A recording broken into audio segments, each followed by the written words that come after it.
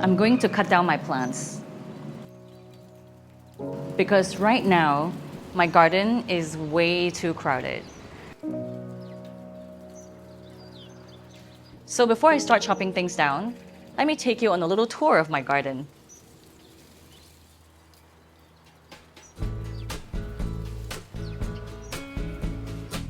Our balcony is south-facing. It's about 17 feet wide and 8 feet deep,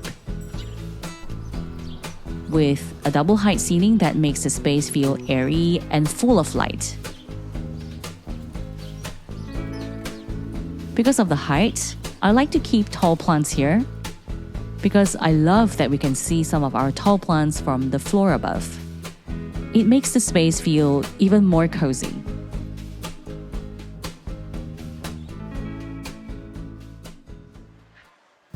Let's start in this corner with my 8-year-old rubber tree, which has sprawled so much it looks like a giant spider creeping towards the sun. It's also overleaning. Well, quite a lot actually, but thanks to my ceramic pot, it has not toppled over. Most people don't notice, but there's actually a second, much smaller rubber tree right next to the big guy. I bought this small one right after we moved in here, so about 2 years ago, because I thought that the bigger guy might not make it at that time. This smaller rubber tree has grown quite a lot taller, that it's no longer growing straight anymore. Next to these rubber trees, I have a philodendron xanadu, a pink princess, a golden pothos, and a philodendron maximum. The philodendron xanadu needs a new pot, but I haven't gotten around to it yet. The pink princess is outgrowing its moss pole and needs a new extension.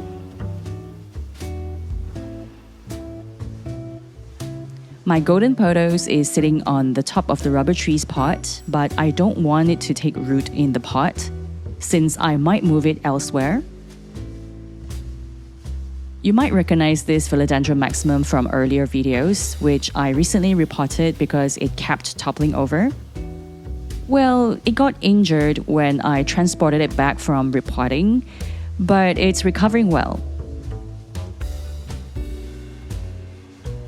Along the railing, I have 9 pots lined up in a straight row.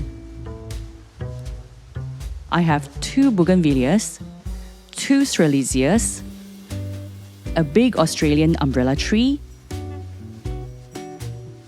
Madras thorn sits right next to the big tree, along with a jewel orchid, osmanthus tree, and a small pot of gardenia. This bougainvillea was giving me a lot of flowers 2 months ago, and now it's just looking sparse and naked. Well, it needs to be pruned for new growth. The new smaller bougainvillea I just bought last month has now grown a little bigger. So I have 2 strelitzias, one that is 2 years old, bought at the same time as the smaller rubber tree, and another one that's 7 years old, that used to have a few more stems around it, but they didn't survive. Just look at the difference in their pseudo-stem sizes. You can definitely tell who's older than the other.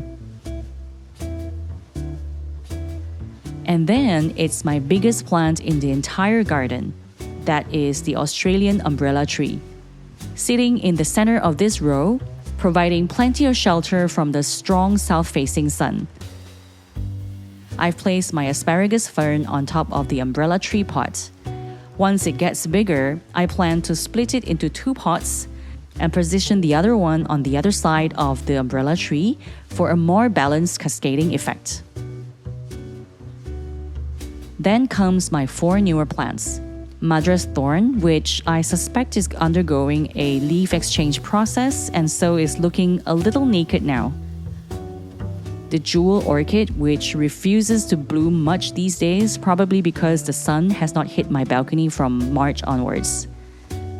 Osmanthus tree, inspired by my trip to Shanghai, which also has not flowered much. A gardenia propagation pot, which surprisingly is doing better than the mother plant. This corner is looking particularly full now because some of them are really overgrown. Especially this spider plant, which is sitting on top of a big pot. It has produced so many babies that some have taken root and started their own next generation. It's definitely time to trim them down. On this wall, I have 3 types of creeping plants. This shingle plant, Monstera adansoni, and a Paraiso verde. I really love this Paraiso verde. It's really easy to grow and gives me big fluffy leaves all year round. I got the shingle plant when we moved here. Initially, I had 5 or 6 of them, but only this one managed to creep onto the wall. The others either couldn't find a foothold or just didn't make it at all. This Monstera adansoni is 6 years old, but I only repotted it after moving here. And now the shape of its leaves have completely changed. It's bigger and longer, and it's no longer that little small draping plant it once was. Somehow, my adansoni and shingle plant have tangled together. The shingle found its grip by clinging to the adansoni's roots on the wall, while another stem of the adansoni is using the shingle's leaves for support. It's a very remarkable plant partnership, I have to say. They're teaming up together to conquer the slippery wall. Right next to the creepers, I have 3 bigger pots of trees. But I don't know the name of the first 2. They have relatively smaller roots compared to the other trees, and they just won't grow bigger no matter how much fertilizer I give them. The third tree is a Schefflera, which I have never pruned. So one of its branches have grown so much taller that it's about to invade my neighbor's balcony.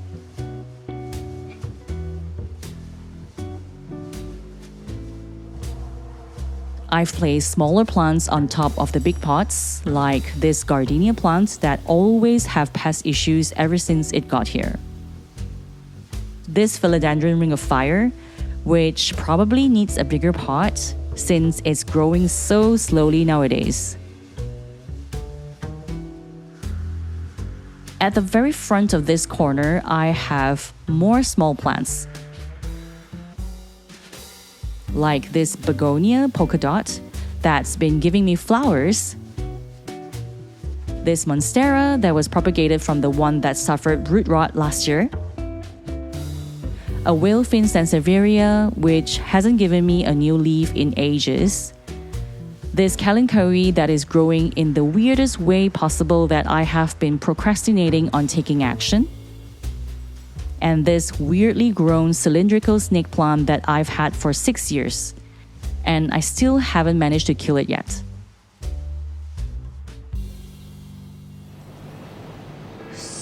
So this is what my balcony looks like now. It's a little out of control. I really need to fix things. And so it's time for some much needed pruning. The first plant that I am going to trim is the spider plant. I've been meaning to do this for ages, and finally doing it today is just so satisfying. This amount of baby plants could easily be propagated into a nursery of small spider plants, but I don't want another one. So I decided to give them all away. The second plant that I am going to prune is that one long Schefflera branch that is almost reaching my neighbor's balcony. For months, I thought about air layering this, but I never quite got to it. So it's time to just cut it off and propagate it in a different way. I pull out my pull saw that I thought was sharp enough, but it took me several sawing motions to finally get it cut.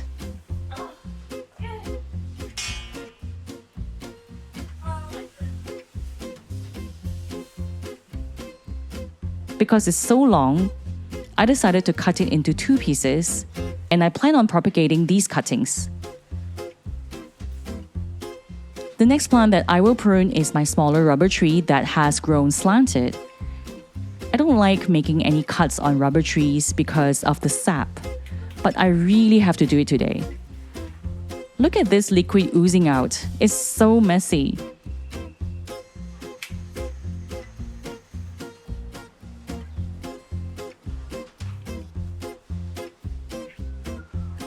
Next, it's time to prune my big rubber tree. My plan is to cut off all the branches that are overarching, as their weight and height can no longer be supported by the stake I've tied them to. This is harder to cut than I expected, as the branch is more than an inch thick.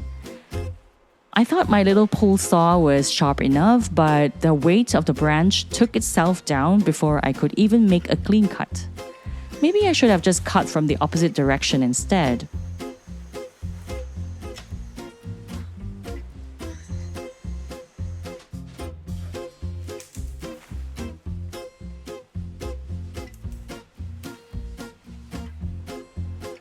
With those 2 biggest branches off, I took off more smaller branches and some bottom leaves.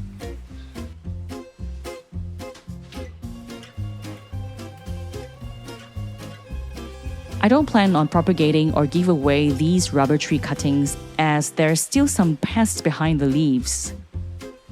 Now that the overarching branches are off, I'm turning the entire plant around so it can grow more evenly.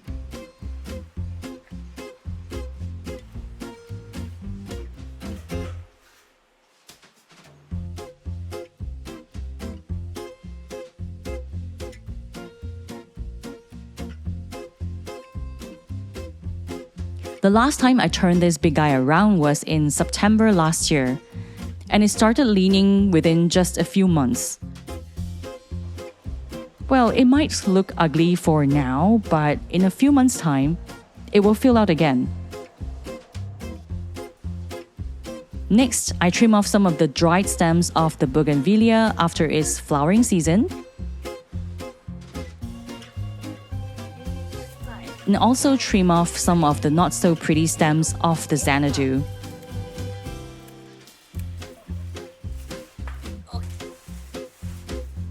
And I really want to experiment with a little notching on the umbrella tree to see if I can encourage new branches to grow. Well, I'm not sure though if I made a cut deep enough, but let's see what happens. I'm glad I had some help cleaning the balcony after this little project of mine.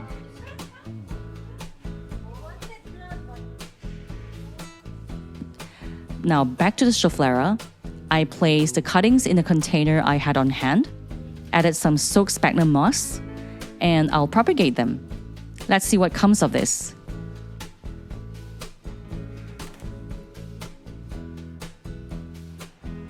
So my balcony looks like this now. A little bare, I know, but it's needed to encourage new growth. These plants grow quickly, so in a month or 2, things will look completely different. Let's see what happens.